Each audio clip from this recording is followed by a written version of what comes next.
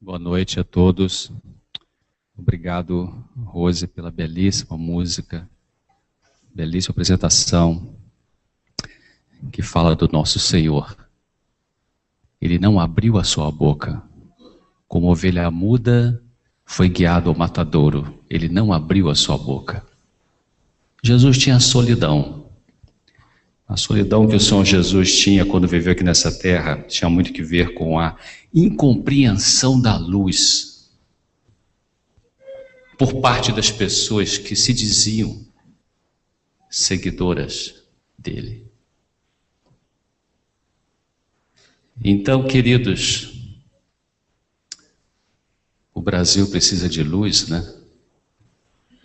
Então, queridos, Jesus tinha uma solidão, mas ele sabia lidar bem com a solidão dele.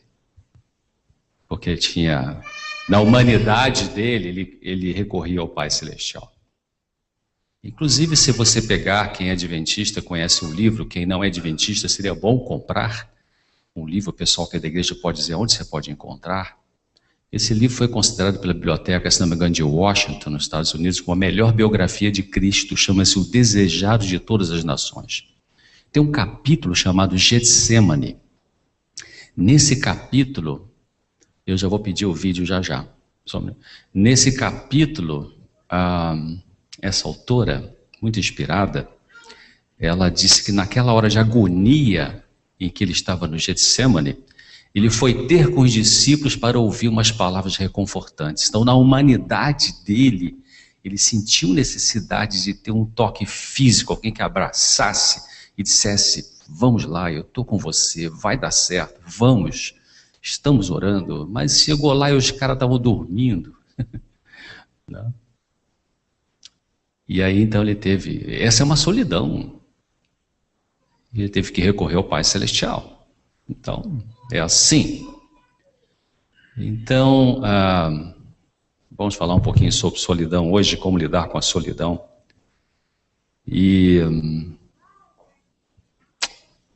quando você convive com uma pessoa, seja na família, seja no trabalho, seja na comunidade religiosa, e que a pessoa não consegue enxergar certas coisas, isso é uma solidão. Ou se alguém enxerga algumas coisas nossas e a gente não consegue enxergar, isso é uma solidão para essa pessoa, né? E vocês vão receber ao final, quem não tem ainda, especialmente os visitantes, esse é um calendário que eu mandei fazer, já estamos no meio do ano, mas eu estou dando não pelo calendário, mas pelas dicas de saúde que tem aqui atrás. Comece a ter mais saúde naturalmente. Tem 9 itens, quando eu dou para meus pacientes, eu falo, essa aqui é uma lista xiita, radical, difícil. Não é radical, na verdade que não é radical, mas a gente pensa que é radical. É que às vezes nosso estilo de vida está muito mais para lá do que para cá do saudável, então a gente lê isso aqui é impossível de eu fazer. Não é impossível. Não tem como você praticar isso aqui e não ter saúde. Tá? Então vocês vão receber ao final, especialmente as visitas, um calendário. E eu queria agora que vocês vissem, talvez alguns já assistiram, um vídeo, tem menos que 3 minutos, de um menino, as crianças, não é à toa que o Senhor Jesus falou assim, de que o reino de Deus, que nos torna como uma criança, não vai entrar no reino de Deus, não é isso? Ele elogiava as crianças, ele gostava das crianças, ele deixava as crianças subir no colo dele, mexer na barba dele, no cabelo dele, ele adorava brincar com as crianças, né? Ela falava, ele fala para os discípulos e fala para nós, vocês têm que se tornar igual a essas crianças. Não no sentido da irresponsabilidade natural de uma criança, mas no sentido da pureza interior, né? Da simplicidade das crianças, da honestidade das crianças, né? Que os nossos políticos precisariam aprender, parece até que não tem filhos, né? E então, esse vídeo fala, vocês vão ver, vocês querem ver uma espiritualidade prática, é o que vocês vão ver nessa criança. As crianças, queridos, elas estão muito sensíveis ao Evangelho. São uns bichinhos assim, fantásticos, como aqueles, sabe, um dia meu netinho tinha uns 3 anos, por aí, o mais novo, ainda morava lá em Nova Friburgo,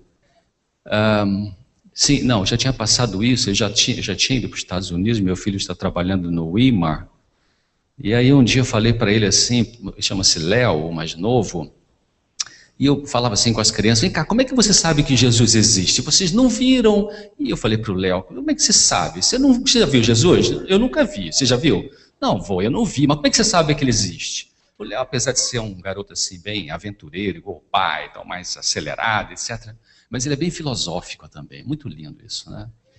E ele parou e pensou assim, vô, quando eu brincava lá na minha casa do Cônego, que é um bairro de Nova Friburgo, eu pulava de um muro, brincava com meus amigos, eu pulava de um muro e o muro é um pouco alto, mas eu pulava e não me machucava. Eu pulava e não me machucava. Então era Jesus que me ajudava a não machucar. Então ele existe, pronto. É muito lindo isso, né? A criança tem uma coisa prática, né? Assim, não sabe analisar pela subjetividade, então vai pela objetividade. Eu não machuquei, foi Jesus. Ele acreditou nisso. Muito lindo. Então vamos ver o vídeo agora. Um menino que vai. O diálogo é o seguinte: o contexto do vídeo são menos que 3 minutos. A mãe desse menino tinha feito, acho que nhoque, batata e polvo, né? Polvo. E foi dar para o menino, assim. Parece uma mãe muito afetiva, o som da voz dela assim, uma voz muito doce. E eu já entrei no YouTube lá, eu não costumo fazer isso, mas eu fiquei tão assim empolgado com o vídeo que eu entrei, postei lá uma, uma, uma, a esperança de que essa mãe pudesse, assim, sem querer me intrometer na vida, mas olha, que espiritualidade é linda, eu falei assim, por favor, ajude esse menino a crescer nessa espiritualidade e para isso respeite o desejo dele em relação à alimentação. Vamos ver o vídeo.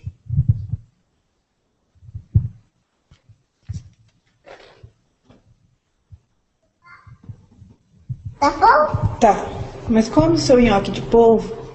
Ah, mãe, tá bom. Esse povo não é de verdade, né? Não. Então tá. Ele nem fala e nem cabeça. Não tem cabeça. Isso aí é só as perninhas do polvo picada. E a cabeça deitar no mar? Tá lá na peixaria. O monstro cortou assim. Cortou. Por quê? Pra gente poder comer, porque senão a gente ia ter que engolir inteiro. Mas por quê? É pra comer, amor. Igual corta o boi, corta a galinha. Ah, a carinha de quem come também. Ninguém come a galinha? É os animais. É? É. Mas vamos comer o nhoque? Come a batata, então. Só batata e só arroz. Tá, Nem povo é os animais. tá bom. Todos esses são os animais. Peixe é os animais. Povo é os animais. Cães é os animais. Vaca é os animais. Porco é os animais. É. Então, quando a gente comer os animais, eles morrem. É. Por quê? Pra gente poder comer, meu amor. Porque eles morrem. Não gosto que eles morrem. Eu gosto que eles ficam em pé. É isso. Então tá bom. Então a gente não vai comer mais não, tá bom? Tá. Esses animais tem que cuidar deles, não comer. Tá certo, meu filho. Então come a parte da batata e do arroz. Tá bom. Por que você tá sonhando? Não tô chorando, não. Ué, Eu tô emocionada com você. eu tô fazendo uma coisa indo. Então come. Não precisa comer o polvo, não, tá? Tá bom. Então esse povo parece uma carne. É. Mãe, ele tinha pitanga.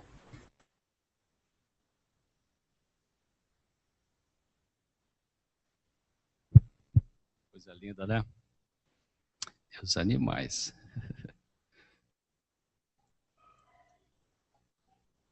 Ok, vamos então. Gênesis capítulo 2. Na verdade, o título dessa palestra, queridos, não é como lidar com a solidão. O título é maior do que isso. O título é uma pergunta. Como lidar com a solidão ou como lidar comigo mesmo? Gênesis capítulo 2, verso 18.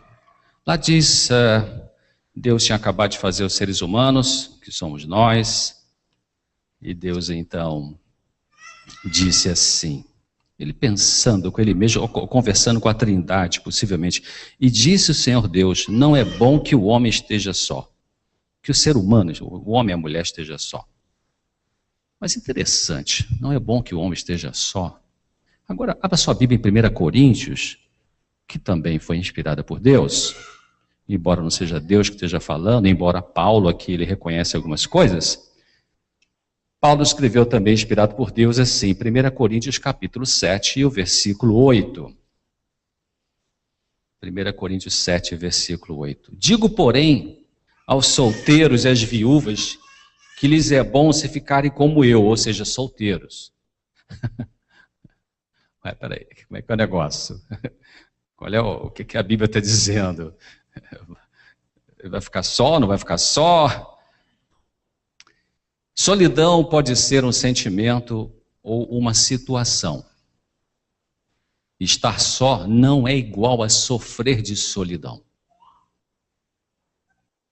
Você pode ter a solidão por opção. Eu gosto de um psicanalista americano chamado Rollo May, e num livro chamado Eros e Repressão, ele fala de que tem pessoas brilhantes na sociedade que são solteiras, não têm sexualidade, não têm vida sexual ativa. Então, esta falsa ideia do pensamento pós-moderno do mundo do século XXI, que diz que você vai ficar neurótico se não tiver sexualidade, é não científico, é furado isso. Se a sexualidade fosse essencial para a paz das pessoas e o equilíbrio emocional das pessoas, os consultórios nossos de psiquiatras e psicólogos não estariam cheios de pessoas no século XXI com trocentos tipos de transtornos, inclusive sexuais, das pessoas que praticaram muito sexo. Vamos voltar aqui. Então tem solidão que é por opção. 1 Coríntios 7, você deixou aberto, se você fechou, abra de novo. Algumas pessoas escolheram a solidão, a vida sozinho, por opção, e porque estão bem consigo mesmas. Nesse caso, a solidão não é alguma coisa doída ou sofrida, mas é agradável. Vou falar mais na frente de que todo mundo tem uma solidão, e vou explicar por quê. Mas nesse caso aqui, não é uma solidão doída, sofrida. 1 Coríntios capítulo 7, vou ler alguns versos só, olha só, vou lá na frente e vou voltar. Acompanhe aqui, o capítulo 7, verso 1, Paulo, e o verso 2, Paulo fala assim, ora, quantas coisas que me escrevesse, bom seria que o homem não tocasse em mulher, verso 2, mas por causa da prostituição, cada um tem a sua própria mulher e cada um tem o seu próprio marido. Vamos no verso 7, porque eu queria que todos os homens fossem como eu mesmo, mas cada um, olha só, cada um tem de Deus o seu próprio dom, ou de uma maneira ou de outra. Verso 8, digo, porém, aos solteiros e às viúvas que lhes é bom que se ficarem como eu. Vamos voltar ao verso 6, digo, porém, isto como que por permissão, não por mandamento. Essa é uma ideia do Paulo, é um pensamento dele. Né, que Deus respeitou e nós respeitamos, não é Deus que está dizendo, é na experiência dele. Vamos ao verso 17, e assim cada um ande como Deus lhe repartiu, cada um como o Senhor o chamou. Chamou para casar, case, chamou para ficar solteiro, fique solteiro, porque isso não tem problema. Mas casou, separou, ficou viúvo e não quer mais casar, não tem problema. Vai ficar neurótico? Não vai ficar neurótico. Vai ficar neurótico se ficar pensando obsessivamente em ter que ficar solteiro ou ter que casar. ou na obsessão pela sexualidade, na obsessão pelo romance. Isso é que é transtorno. Então, olha aqui, verso 17. Cada um ande como Deus lhe repartiu, cada um como o Senhor o chamou. É o que ordena em todas as igrejas. E o verso 27, eu li o 17, não, 20, olha o 20. Cada um fique na vocação em que foi chamado. Verso 27 agora. Estás ligado à mulher? Não busque separar-te. Está livre de mulher? Não busque mulher. 28. O homem, né? Se você é mulher. Mas se você casar, não peca. Se a virgem se casar, não tem problema, não peca. Todavia os tais terão tribulações na carne, que eu queria poupar vocês. Por isso que meu livro sobre casamento, o primeiro capítulo, que eu defino o que é casamento, eu falo que casamento é uma coisa incompatível. O tema não é esse, porque é muita diferença para dar certo, né? Mas dá certo por causa do amor, e o amor não é a paixão, não é o sexo. Mas o tema não é esse. Vamos voltar aqui. O cara aqui já fechou. Vamos lá, vamos abrir aqui de novo. Bom, então Paulo está falando, vamos ver, verso 28, ele falou isso aí, queria poupar. Verso 32, ele fala assim: bem quisera eu que estivesse sem cuidado, sem preocupação. O solteiro cuida nas coisas do Senhor, em como há de agradar ao Senhor. E o verso 33, mas o que é casado cuida das coisas do mundo, em como há de agradar a sua mulher, ao seu marido. Paulo está falando assim, para ele que tinha uma prioridade de pregação do evangelho, né, tinha uma prioridade de ser um missionário, ele o jeito dele, enfim, eu não sou pastor, não sou teólogo, né, eu já ouvi algumas questões, será que membro do Sinédrio podia ser solteiro? Não vou entrar se tem pastor aqui, não sei, mas até onde eu entendo, Paulo era solteiro, né? Bom, então essa é uma solidão por opção. Você pode optar por isso, e se Deus chamou você para ser solteiro ou solteira, sabe, fique feliz com isso, porque vai dar certo. É bom, sabe? Se chamou para casar, vai dar certo, é bom, sabe? Então, depende do chamado, né? Depende da dinâmica da emoção, do pensamento, da inserção na realidade da vida, dos seus desejos, se estiver de acordo com a vontade de Deus, e só não pode obsessionar em relação ao outro. Um segundo aspecto de solidão é a solidão com gente por em volta. Pode existir esse tipo de solidão porque pode haver o desprezo de pessoas ao redor de você, do pai, da mãe, dos filhos, do esposo, da esposa, do colega de trabalho. Então é uma solidão difícil, dolorida, dolorosa. Mateus capítulo 10,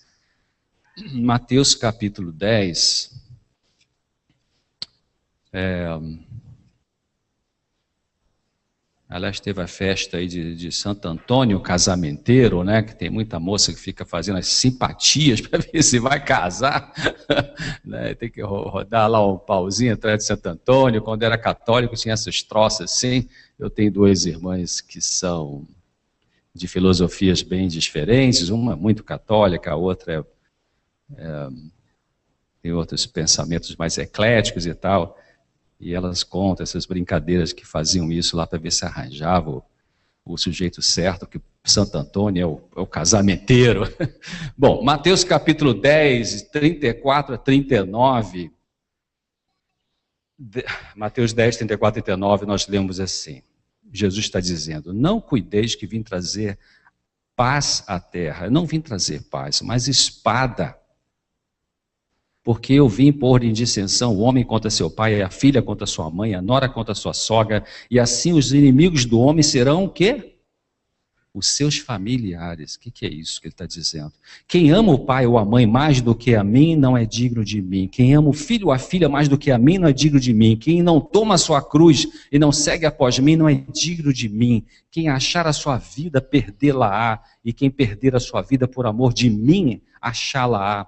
Verso 39 diz isso. Então, eu entendo que o Senhor Jesus está falando aqui de que a prioridade do ser humano deve ser a relação com Ele. Qualquer coisa que você coloque entre você e Deus é idolatria. Qualquer coisa. inclusive e principalmente e muitas vezes a própria religião, que foi o que os israelitas fizeram. Eles idolatraram a tradição e não enxergaram a luz que estava ali com eles, andando com eles, corporificada. Então, solidão por opção, segundo aspecto, solidão com gente em volta. Tem uma solidão temporária também, quando ocorre um rompimento de um relacionamento, podendo ser amizade, namoro, noivado, casamento. E a cura chega, em geral, com o tempo ou com a formação de um novo relacionamento. Ou pode ficar um trauma mal resolvido quando a pessoa não quer mais tentar outro relacionamento ou não quer se abrir para outros relacionamentos por medo de sofrer de novo a frustração, a decepção, e ela então se tranca. Nesse caso, é uma solidão com dor, é sofrida e é gerada pelo medo da dor, medo da frustração, medo da decepção, pode surgir depressão. E nesse caso, então, não é bom fingir que não há problema e deve-se buscar ajuda. É muito importante evitarmos colocar as pessoas como responsáveis por preencher nossas carências ou vazio que a solidão causa. Ninguém é responsável por nossas carências, por preencher nossas carências. As carências doídas podem revelar que ainda não amadurecemos o suficiente para lidar com as perdas que ocorrem mesmo nessa vida com todos nós, queridos. Não é fácil lidar com perdas importantes na vida. Um outro aspecto da solidão abra sua Bíblia no Antigo Testamento, aqui um livro pequeno, mas tem um texto fantástico ali, o livro de Naum. Naum, capítulo 1. Vamos ver se a gente acha aí o Naum. Naum está logo depois de Miqueias, né, e antes de Abacuque. Naum, capítulo 1, nessa versão que eu tenho aqui, que eu mais gosto nesse texto, Naum, capítulo 1, verso 9, a última parte do verso diz assim: não se levantará por 2 vezes a angústia. Qual a primeira vez? É essa, né?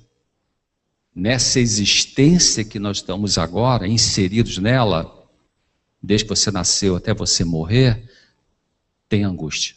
Todo ser humano tem angústia. Os filósofos chamam de angústia existencial. A Bíblia chama de natureza pecaminosa, usa outros termos. Então, Deus está falando aqui que não virá a segunda vez a angústia. A primeira é essa.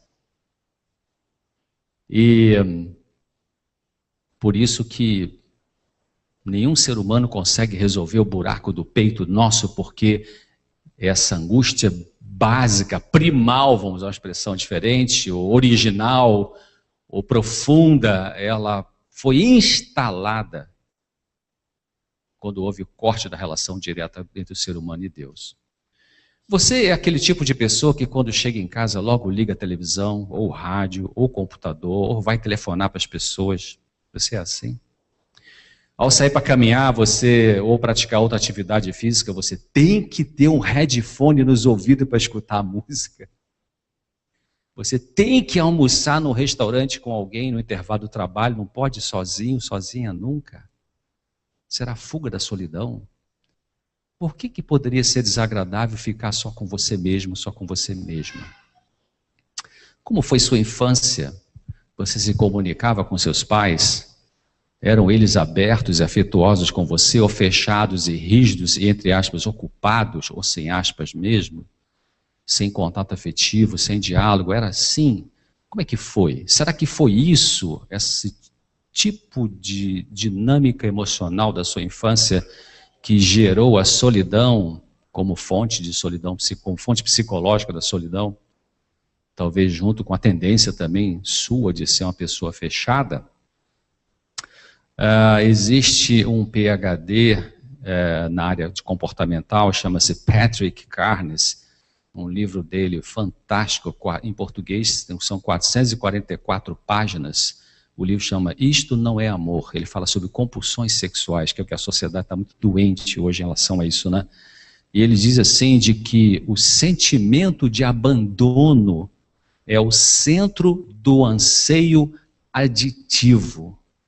O sentimento de abandono é a chave da fissura, da compulsão por questões ligadas à sexualidade. Aí um monte de mídia fica falando de você desenvolver sexualidade. Sabe, tempos atrás eu li um livro de um cardeal, Hans King, fantástico o livro dele, Freud e a Questão da Religião. Hans King foi contemporâneo com esse papa que renunciou. E ele foi meio que cortado o pescoço dele lá no Vaticano, porque uma das coisas que o Hans King questionou foi a infalibilidade papal. Aí puxaram o tapete dele. Esse livro é fantástico, Freud e a Questão da Religião, editora Veros, se não me engano. Sabe o que ele diz? Muito profundo o homem, um filósofo pensador. Ele fala assim, a sociedade está sofrendo não por causa da repressão da sexualidade, mas por causa da repressão da espiritualidade. É isso. Há tantas décadas a sexualidade está aberta, escancarada, apelos sensuais para vender, quase que até para vender Bíblia, né? E o mundo melhorou, a sociedade está mais tranquila, as pessoas não precisam mais de tratamento psicológico, é assim. Existe a solidão de origem espiritual. Gênesis capítulo 3. Gênesis capítulo 3, você sabe que a Bíblia é um livro que fala de todas as ciências, mas não é um livro com um texto de ciência. Então aparece informações científicas, só que da forma poética ou de uma forma alegórica. Gênesis capítulo 3, aqui começando pelo verso 1, fala daquela guerra que existe hoje o tempo todo, até Jesus voltar e resolver esse assunto de vez. A serpente era mais astuta, verso 1, a serpente era mais astuta do que todos os animais do campo, que o Senhor Deus tinha feito, e disse à mulher, é assim que Deus disse, não comereis de toda a árvore do jardim, é conversa de político, né? Mal político. E disse a mulher à serpente, do fruto das árvores do jardim, é do mal político, tem político bom, felizmente é a minoria, mas ainda tem. Senão o Brasil também já estava no buraco de vez.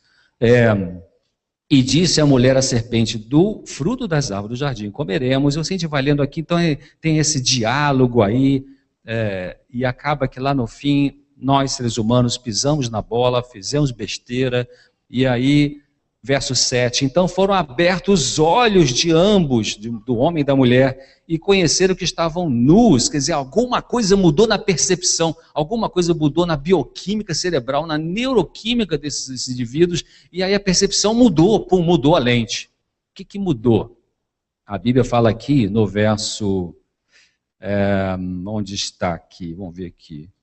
Verso 10, Adão falou assim, olha, eu vi, Senhor Deus, a sua voz, e eu tive medo, eu temi. Primeira vez que o ser humano experimentou um negócio chamado angústia. Aqui não está falando angústia, mas isso aqui está falando temer. Temer é medo, né? É uma forma poética, angústia. A angústia entrou, por isso que eles perderam a paz interior. A partir daí, geneticamente, todos nós, pais, transmitimos e mães, para os nossos filhos, esse buraco no peito, que é a angústia espiritual. Tem angústia psicológica, traumas, problemas emocionais complicados e angústia espiritual. Então é importante pensar nisso, porque senão você vai achar que a sua angústia ela é só de origem psicológica, então tem que ter alguém para resolver isso para mim. Aí vai casar 5 vezes para ver se resolve essa angústia. Não vai resolver nunca, se você colocar a resposta de toda a sua angústia na relação com o ser humano. Então você se separou, você divorciou, então não busque rapidamente outro relacionamento afetivo. É preciso viver a dor da perda, aprender a lidar com isso, com serenidade, dar tempo para pensar no que falhou, no que não acertou, que decisões no passado hoje você consegue ver, que decisões você tomou no passado que hoje você olha e consegue ver melhor e ver que foram equivocadas, que foram precipitadas, que foram ruins para você mesmo, naquele relacionamento antigo. Então, as pessoas que se separaram, se tem alguém aqui que se separou há pouco tempo, examine o relacionamento passado com objetividade. É verdade que pode ser difícil fazer isso para quem não gosta de refletir e analisar suas próprias emoções, mas é importante. A ciência fala disso. John Gottman, cientista lá do estado de Washington, Estados Unidos, de Seattle, por ali, ele coloca isso no livro. Ele fala que na cultura americana, que não é muito diferente da nossa nesse sentido de casamento e divórcio, talvez um pouco pior lá do que aqui, mas aqui está chegando a ficar mais igual lá, mais ou menos, as pessoas que se separaram uma vez e não deram esse tempo de análise e reflexão aonde falhou, ao casar a segunda vez, 50% separa de novo, na estatística norte-americana. E os que casaram a terceira vez, sem dar esse tempo também de autoaprendizado, de amadurecimento, 75% separa a terceira vez. E olha o que essa autora, inspirada no livro Mente, Caráter e Personalidade, volume 2, página 617, diz assim: é em misericórdia que o Senhor Deus revela às pessoas seus defeitos ocultos. Ela fala homens, no sentido genérico, seus defeitos ocultos. Ele, Deus, deseja que examine criticamente as complicadas emoções e motivos do seu coração e detectem o que está errado, modifiquem a sua disposição e refinem as suas maneiras. Deus deseja que seus servos se familiarizem com o próprio coração. O que é isso? Como que minha cabeça funciona? A fim de nos levar a um conhecimento verdadeiro da nossa condição, Deus permite que os fogos da aflição nos assaltem, estou colocando agora todos nós no meio, para que sejamos purificados. Interessante isso, né? Então, é em misericórdia que Deus permite algumas aflições vir sobre nós, não para nos machucar, mas para a gente parar e pensar. Não é que ele mandou sobre você, ele chega um pouquinho para trás e aí a coisa vai doer. Então, outro texto está no Signs of the Times, eu não tenho aqui referência em português, mas essa mesma autora, olha que coisa interessante, esse texto me apareceu, eu soube há poucos anos atrás. Deveríamos estudar a experiência da vida passada, estudá-la assim como nós estudamos as provas de um artigo para encontrar os erros e anotá-los nas margens da página. Deveríamos fazer isso diariamente e anotar as nossas faltas de modo que possamos evitá-las no futuro. Fantástico isso, né? Insanidade é você repetir os mesmos comportamentos e querer resultado diferente. Tem gente que faz isso, né? Segundo casamento, terceiro casamento, primeiro namoro, segundo namoro, faz as mesmas besteiras, vai assim, poxa, não dou certo, por que eu não dou certo? Está repetindo a mesma besteira, como que vai dar certo? Bom, então reflexões assim aumentam a consciência de nós mesmos. Essas reflexões, como Deus está recomendando via essa senhora e como outros cientistas falam. Então a gente, ao parar e refletir, a gente pode aprender os nossos próprios limites também.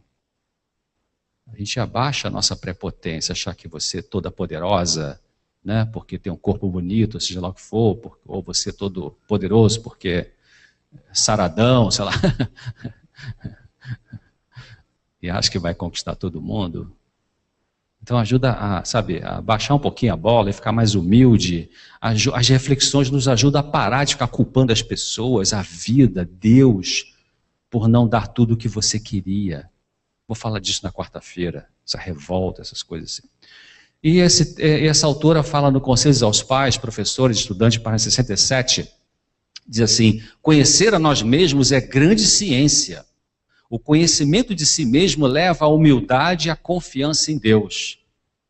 Interessante isso, né?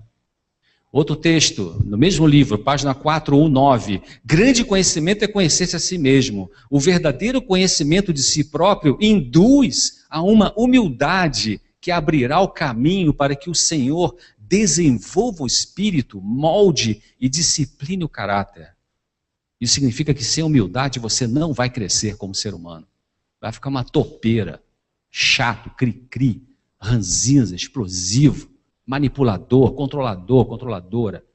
Se você não abre a mente, abaixa a bola e diz: Senhor, ajuda-me a entender a mim mesmo.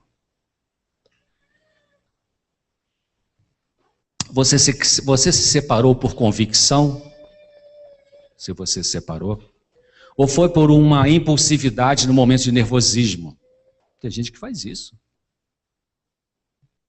Perde o controle emocional, larga tudo, às vezes larga. Eu escuto isso quase que toda semana no consultório. Rompe o casamento, se envolve com outra pessoa casada, arrebenta o casamento do outro. Dali a 2 anos e meio, 3, verifica que cometeu um grande erro e machucou um monte de gente. Uma vez eu escrevi um artigo que diz assim: uma pessoa interessante também tem problemas. Porque essa é uma frase muito usada pelos apaixonados, infiéis ou não. Conheci uma pessoa interessante. Mas uma pessoa interessante também tem problemas. Mas pode demorar um pouquinho a aparecer.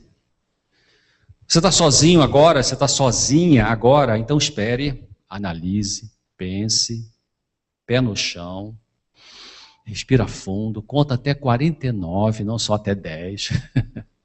Se você se envolver logo com outra pessoa por não aguentar a solidão, provavelmente você vai levar para esse novo relacionamento aquilo que não foi resolvido dentro de você do relacionamento anterior. E após passar o período de paixão desse novo amor, que os cientistas falam que é mais ou menos 2 anos, os problemas iguais ou parecidos que havia no outro relacionamento vão aparecer nesse novo. Se você não deu tempo de aprender, amadurecer, resolver um pouco mais as suas carências. Por que para algumas pessoas a vida só faz sentido se estiverem com relacionamento afetivo, com romance, com sexo? Será a dificuldade de lidar com o vazio pessoal? Se é, de onde vem esse vazio, essa angústia? Evite fugir disso com compulsão para relacionamentos, compulsão para drogas, compulsão para comida, para sexo, para álcool, para dinheiro.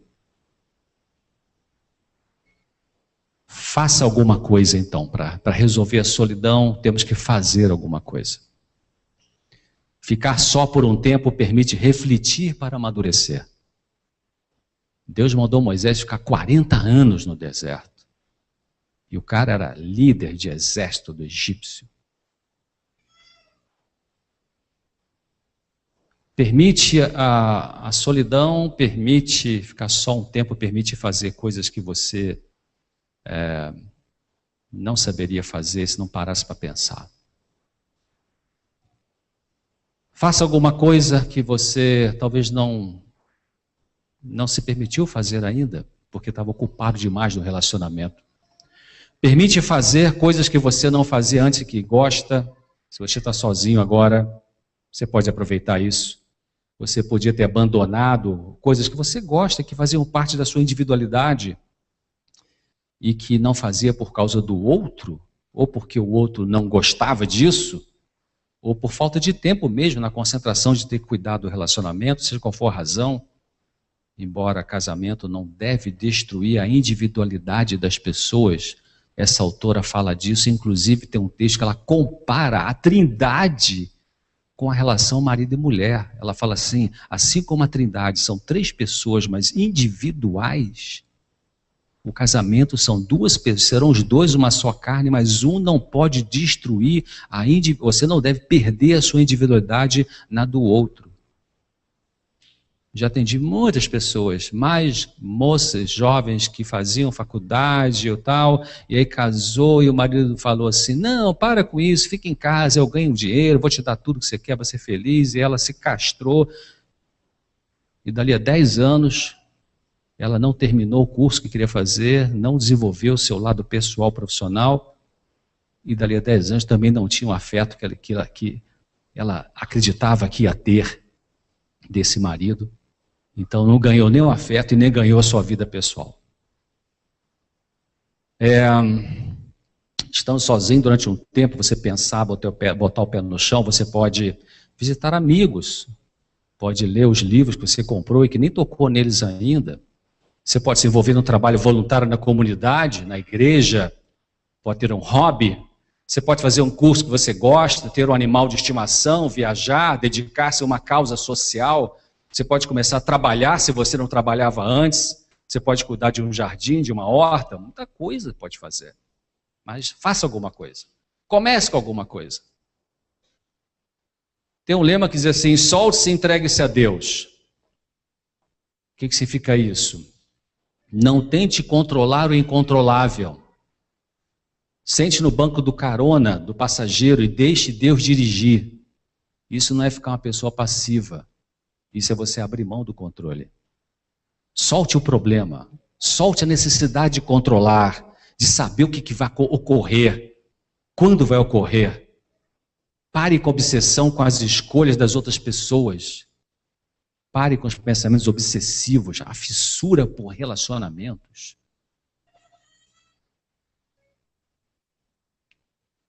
O pessoal do 12 Passos tem algumas dicas sobre só por hoje, né?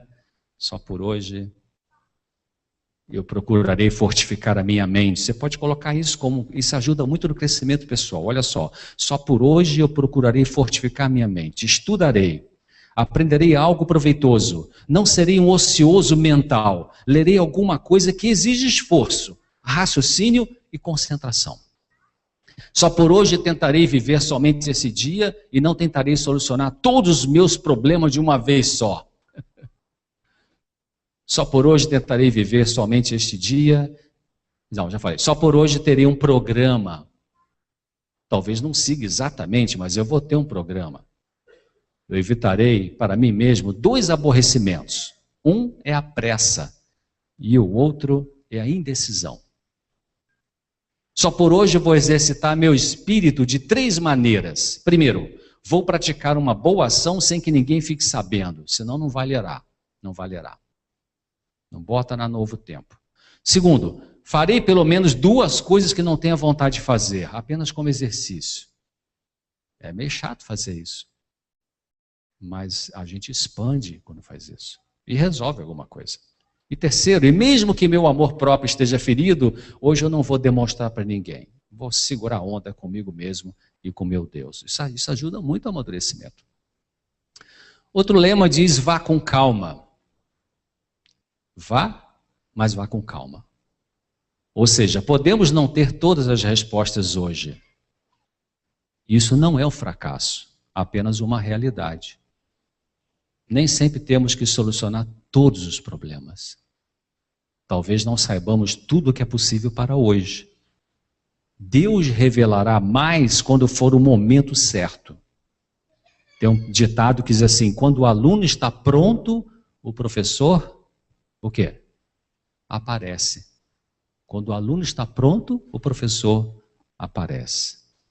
E tem uma frase em inglês que faz um sonzinho de rima, mas em português também faz. Diz assim, se você é ensinável, você é consertável. Ser ensinável é você ter a mente aberta.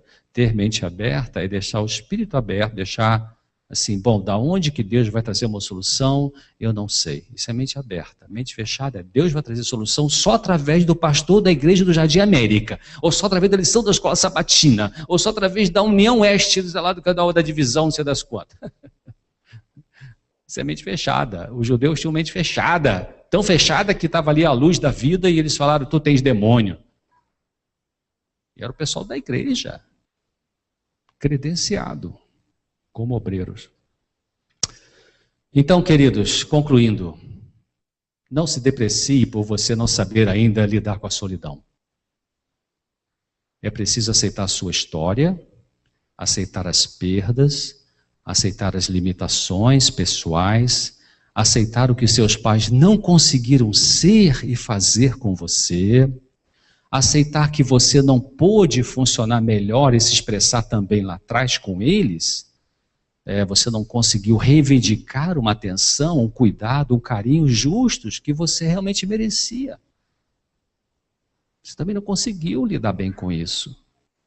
Então tem que aceitar essas limitações, ao invés de ficar revoltado, e eu vou falar, então, se Deus quiser, na quarta sobre isso. A sociedade pode discriminar quem não tem tantos amigos, e essas pessoas podem ser taxadas de antissociais. Mas será que as que são alegres crônicas, vamos dizer assim, aquelas muito comunicativas, será que essas pessoas, quando chegam em casa e sozinhas e se deparam com silêncio, elas continuam naquela alegria o tempo todo? Nem sempre. Então, cada pessoa, em algum momento, seja ela introvertida ou extrovertida, vai ter que encarar a sua solidão pessoal. São Marcos capítulo 9, verso 49, eu acho que eu vou terminar em 5 ou 8 minutos. Marcos capítulo 9, vocês já entenderam o que Jesus quis dizer com essa frase aqui? Marcos 9, 49. Marcos 9, 49. Porque Jesus está falando aqui, porque cada um será salgado com fogo, e cada sacrifício será salgado com sal. O que significa isso? Cada um será salgado com fogo. Uma das coisas é você ter que encarar você mesmo. Essa autora, Ellen White, ela fala assim, o maior fardo que temos que carregar nessa vida é o eu. No livro Mente e Caráter, volume 1, 273, ela diz, é difícil compreendermos a nós mesmos, ter um correto conhecimento de nosso próprio caráter. É difícil. A gente dá umas pernadas na gente mesmo. O inconsciente bota uns tossos para fora. De onde vem isso? Depois que Deus fala a sua palavra, enganoso é o coração, perverso, quem o conhecerá? Por isso que temos que submeter cada dia, um dia de cada vez, todos os dias, nosso eu, nossa vida, nosso coração, aos cuidados de Deus. Então, talvez a melhor pergunta para a gente fazer não é como lidar com a minha solidão, talvez seja como lidar com a minha companhia. A solidão pode doer para todos, mas talvez dói mais para quem não gosta de si mesmo, para quem não vê qualidades em si, para quem não se ouve, para quem não aprendeu a se amar e a se respeitar, e talvez não aprendeu ainda a administrar de maneira construtiva as difíceis emoções geradas nas perdas do passado. Aí vai ser difícil viver a solidão, porque vai ter que se encontrar. Mas, queridos, a palavra de Deus promete no livro de Samuel, e você deixa aberto em Samuel, nós vamos ler 2 textos em Samuel. Segundo livro de Samuel, capítulo 22, verso 33. Segundo Samuel 22, 33. Olha que lindo que Deus está dizendo para mim e para você aqui, para nós termos esperança de melhor lidar com a nossa solidão. Deus é a minha fortaleza e a minha força, e Ele perfeitamente desembaraça o meu caminho. Acredite nisso. Invista nisso, nesse relacionamento com Deus. Você pode aprender a compreender na prática o que significa. Bota o dedinho em 2 Samuel aí, dá uma viradinha para Isaías 54. Isaías 54. Então, na medida que a gente vai buscando Deus, buscando o crescimento pessoal, nós podemos aprender a compreender o que significa Isaías 54, verso 5. Porque o teu Criador é o teu marido, o Senhor dos Exércitos é o seu nome, e o Santo de Israel é o teu Redentor, e ele será chamado Deus de toda a terra. Porque o teu Criador é o teu marido, porque o teu Criador é tua esposa. Sabe, o que quer dizer isso no contexto da solidão humana que existe nos melhores casamentos? Ou nas pessoas mais produtivas solteiras. E também, com a ajuda de Deus, com a graça de Jesus, vamos poder entender profundamente, na medida que de buscar esse entendimento, gastar tempo individualmente para fazer isso, vamos poder entender profundamente o que Deus quis dizer, através de Davi no Salmo 16, 3, depois a gente vai lá no Samuel, Salmo 16, 3, Davi finalmente entendeu isso. E olha que Davi foi um cara que pintou 7, né? Ou 28, sei lá o que for que ele pintou. Salmo 16, verso 3. Digo aos santos que estão na terra e aos ilustres... Não, 16, 3... Assim, digo, é isso mesmo, 16, 3. Digo aos santos que estão na terra e aos ilustres em quem está todo o meu prazer. Eu vou dizer para vocês, é o que ele está falando, em quem está todo o meu prazer. Teve um tempo atrás que ele jurava que estava numa mulher chamada Batseba, né? E o último texto dessa noite, voltando a 2 Samuel, 2 Samuel capítulo 23, eu desejo que a gente, essa semana, com ou sem passeata, a gente pesquise, mastigue esse texto, gaste tempo pensando nesse texto, orando sobre esse texto. 2 Samuel 23, verso 5. Ainda que a minha casa não seja tal para com Deus, contudo estabeleceu comigo um concerto eterno, que em tudo será bem ordenado e guardado. Pois, olha agora o que ele diz, pois toda a minha salvação e todo o quê?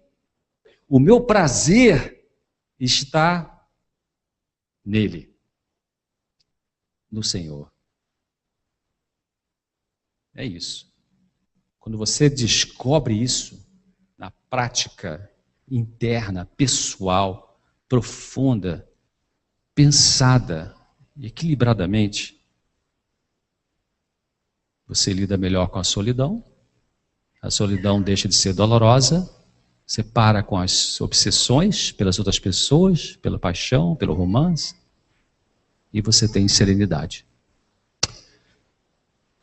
Vamos então para casa e agradecer a Deus por nos dar essa chance de nele ter uma companhia que realmente satisfaz. Amém.